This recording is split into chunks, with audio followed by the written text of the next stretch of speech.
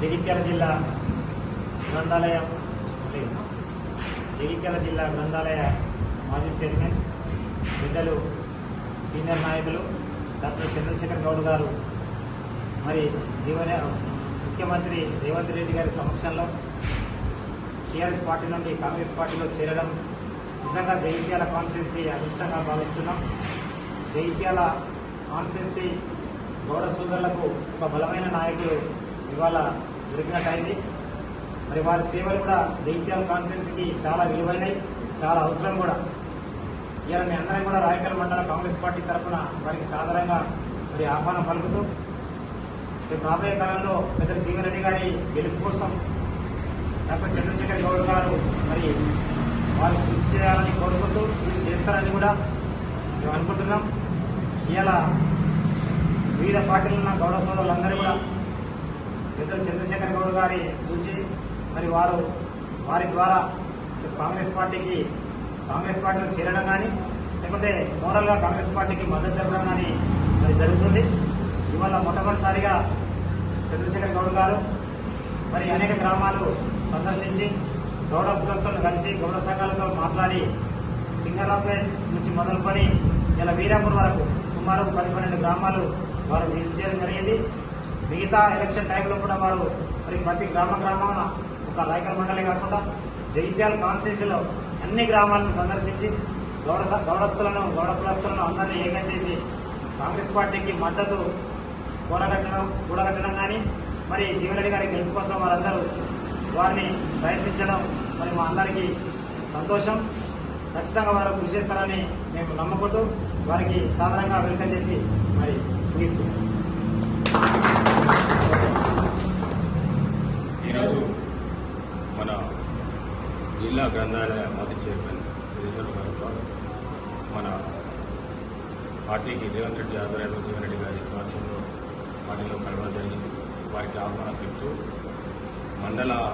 రాయకల్ మండలకు వారు జిల్లా అధ్యక్షుల హోదాలో గౌడసంఘ అధ్యక్షులు వచ్చేందుకు వారికి ఆహ్వానం పలుకుతూ తను కాంగ్రెస్ పార్టీకి తన సేవలు అవసరం, ఇలాగే జీవన్ రెడ్డి గారి గెలుపు కోసం జగిత్యాల జిల్లాలుగా గౌడ సంఘంలో చేసి మన పార్టీ కానీ మన ఎంపీ ఎలక్షన్లో జీవన్ రెడ్డి గారి కొరకు తిరిగి ప్రతి గ్రామాన గౌడ కులస్తులను కూర్చోబెట్టి ఇట్లా చెప్పుకుంటూ తను గౌడ సంఘంలో ఎక్కడికైనా ఏ ఆపతున్నా ఏది పడ్డా కానీ తన అన్ని గ్రామాల్లో తిరిగి వారికి ఆర్థికంగా సహాయం చేసుకుంటూ మన జిల్లాలో మంచి నాయకుడు, పట్టణ నాయకుడు. తన పీఆర్పీ నుంచి రాజకీయం మొదలుపెట్టి మొన్ననే మన 4 వారం కింద మన పార్టీలో జాయిన్ అయిన జరిగింది. వారికి ఆహ్వానం చెప్పి రాయకల్ మండల గౌడ సంఘం అందరితోటి అంటే ఇప్పటికే 10 గ్రామాలు తిరిగొచ్చారు. రేపు కూడా అన్ని గ్రామాలు కంప్లీట్ చేసుకుంటూ వారు మన గౌడ కులస్తులను ఏకతాటికి తీసుకొచ్చి జీవన్ రెడ్డి గారికి రాయకల్ మండలం నుంచి మంచి మేడయాలు కోరుకుంటూ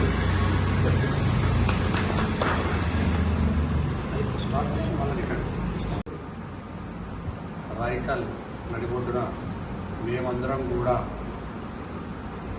జీవనన్న గెలుపు కోసం మేమందరం కూడా జీవన్ రెడ్డి గెలుపు కోసం మేమందరం కూడా తాపత్రయపడుకుంటూ మేమందరం కష్టపడతామని చెప్పి మా గౌడలతో పాటు ఇక్కడ రాయకల్లో ఉన్న పార్టీ ఆఫీస్లో పెద్దలు రవీంద్రరావు గారి సమక్షంలో మేమందరం కూడా ఇక్కడ ఉన్న వివిధ హోదాలో ఉన్న వాళ్ళందరినీ కూడా కలవడం జరిగింది. ఈరోజు చాలా సంతోషంగా ఉంది. ఇవాళ నిజంగా కూడా నేను ఇక్కడ ఇవాళ రాయకల్ మండల అందరి గౌడ కులస్తుల దగ్గర పోవడం, మండవాళ్ళతో తిరగడం, మండవాళ్ళ గౌడ్స్ని కలవడం, వాళ్ళందరినీ కూడా మేమందరం అక్కడ ఒక డిస్కషన్లో భాగంగా మేమందరం కూడా ఒక నిర్ణయానికి తీసుకొచ్చి మనం అందరం కూడా ఈసారి జీవన్ రెడ్డి గారికి మంచి అవకాశం వచ్చింది. జీవన్ రెడ్డి గారు ఇవాళ స్థానికత, జీవన్ రెడ్డి గారు మన లోకల్ మనిషి లెక్క ఇవాళ నిజామాబాద్ కాన్స్టిట్యున్సీకి ఇవాళ నిలబడుతున్నాడు. మరి అసలు స్థానికతను మనం ఎంకరేజ్ చేసుకుంటూ వారిని మనం గెలిపించుకుంటే రేపు పొద్దున దినానికి అనేక నిధులు మనకు సెంట్రల్ నుంచి వెళ్ళి కూడా అనేక నిధులు తీసుకొచ్చే ఉండే ధైర్యం ఉన్న వ్యక్తి ఎవరనంటే కూడా నిజంగా జీవన్ రెడ్డి గారు. ఇవాళ నేను జాయిన్ అయిన రోజు రేవంత్ రెడ్డి గారి సమక్షంలో జాయిన్ అయిన రోజు కూడా ఆ స్టేజ్ పైన రేవంత్ రెడ్డి గారు ఎంత ధైర్యంగా చెప్తున్నారంటే మీరు అందరూ కూడా జీవన్ రెడ్డి గారు గెలిపించుకోండి, ఆ గెలుపు కేంద్రంలో బలపరిస్తే, కేంద్రంలో మన అధికారం వస్తే మనం జీవన్ రెడ్డి గారిని మనము అగ్రికల్చర్ మినిస్టర్గా కూడా మనం ప్రమోట్ చేస్తామని చెప్పేసి ఆయన మాట ఇచ్చారు. హోదాలో ఉన్న వ్యక్తి ఆ జీవన్ రెడ్డి గారి పైన అంత గొప్పగా నమ్మకం ఉన్నది. ఎందుకనంటే జీవన్ రెడ్డి గారి పేరు పైన ఏమన్నా అంటే ఒక సాధారణ వ్యక్తి, రైతుల పక్షపాతి అని ఒక మంచి పేరు ఉన్నది ఆయన. మరి ఆ ధైర్యంతోనే ఈరోజు రేవంత్ రెడ్డి గారు లాంటి వాళ్ళు కూడా కేంద్ర మంత్రిగా వస్తే మేము అగ్రికల్చర్ మినిస్టర్ ఇస్తామని చెప్తున్నారు. ఇవాళ మిమ్మల్ని అందరినీ ఇవాళ మీ ముఖంగా మేము ఒక్కటే అడగదలుచుకున్నాం, మేము ప్రశ్నించదలుచుకున్నాం. మీరు ఒక్కసారి ఆలోచన చేయండి. ఇవాళ నిజామాబాద్కి మనం పని పోవాలంటే నిజామాబాద్ పోవాల్సి వస్తుంది. ఇవాళ వేరే బాజిరెడ్డి గోవర్ధన్ రెడ్డి కావచ్చు, అరవిందే కావచ్చు, ఎవరైనా కావాలి, వాళ్ళు మనకు దొరకాలంటే కూడా మన నిజామాబాద్ పోతే తప్ప ఒక 100-200 కిలోమీటర్లు పోతే తప్ప మనం పనులు కావాలి. అదే జీవన్ రెడ్డి గారు నిజంగా మన జగిత్యాల వాసి, ఆయనకు తెలుసు మనకు జగిత్యాల అంటే ఎనలేని ప్రేమ. మరి అట్లాంటి వ్యక్తి ఇవాళ మనం గెలిపించుకున్నట్టయితే మనం పోయి తెల్లారలేస్తే ఇక్కడి 10 నిమిషాలు ఆయన ఇంటికి చేరుకొని మన పని ఏం కావాలని తెచ్చుకొని మనకి ఏ పని ఉన్నా కూడా అవసరం ఉన్నా కూడా ఆయన మనకు చేసి పెట్టే తత్వం ఉంటుందని చెప్పి మనకు నిజంగా కూడా ఆ విషయం పైన అందరూ అర్థం చేసుకోవాలి. ఇవాళ మనకి ఇది ఎమ్మెల్యే ఎలక్షన్స్ అయిపోయినాయి, గతం కానీ ఇవాళ ఎంపీ ఎలక్షన్స్. మన ఊరు వాడు మీకు ఆలోచన చేయండి దయచేసి, మన ఊరి వాడు నిల్చుంటున్నాడు. ఇవాళ మీరు ఏ పార్టీలో ఉన్నా కూడా మేము అందరం కూడా పక్కకు వదిలేసేయండి, మన ఊరి వాడిని గెలిపించుకుందాం. ఇవాళ మన ఊర్లో వాళ్ళని మనం పక్క ఊరికి పోతే మనోడు అని చెప్పుకునే మన గొప్ప పేరు జీవన్ రెడ్డి గారిది. మరి ఆ జీవన్ రెడ్డి గారి కోసం మనందరం కష్టపడదామని చెప్పి మిమ్మల్ని అందరినీ కూడా వేడుకుంటున్నాయి. ఇవాళ నిజంగా జీవన్ రెడ్డి గారు గెలిస్తే మనందరికీ కూడా ఇక్కడ ఫండ్స్ సెంట్రల్ నుంచి ఎన్ని ఫండ్స్ అయినా తీసుకురాగలుగుతారని మనమే గొప్పగా చెప్పుకుంటున్నాం మనం. మరి అట్లాంటప్పుడు ఈ బీజేపీ నాయకులను నమ్ముకుందామా? మరి ఈ బీజేపీ నాయకులు మనకు బీసీలకు అన్యాయం చేస్తున్నారు అనేది ఇప్పటికీ అందరూ కూడా చెప్తున్నారు. మొన్న రేవంత్ రెడ్డి గారు కూడా అదే మాట చెప్పారు. ఏమంటున్నారు రేవంత్ రెడ్డి గారు? వీళ్ళు బీజేపీ వాళ్ళు వచ్చి మాకు 400 సీట్లు ఏంటి, మేము రాజ్యాంగాన్ని మారుస్తామని అంటున్నారు. ఎంత అన్యాయం అండి! అంబేద్కర్ గారు రాసిన రాజ్యాంగాన్ని మార్చే హక్కు వీళ్ళకు ఉన్నదా? మరి నిజంగా మీరు రాజ్యాంగాన్ని మారిస్తే ఎస్సీలు, ఎస్టీలు, బీసీలు వీళ్ళందరూ ఎక్కడ పోవాలి? మాకు అన్యాయం జరగదా? మరి మేమందరం వట్టిగానే ఊరుకుంటాం అనుకుంటున్నారా?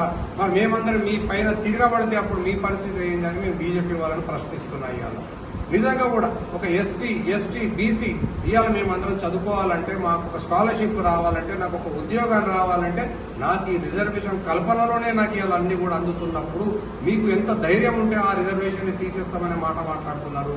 ఇవాళ మీరందరూ కూడా ఆలోచన చేయండి. వట్టిగానే ఏదో మాట్లాడితే మీరు ప్రజలు ఒప్పుకోనికి లేరు. ఇవాళ మీరు రాజ్యాంగాన్ని మారుస్తాము, రాజ్యాంగాన్ని కురిపేస్తామనే మాట మాట్లాడితే ప్రజలు మీరు ఎంబడబడి తిరగబడి కొట్టే రోజులు వచ్చినాయి. మీరు ఖబర్దారుగా ఉండండి.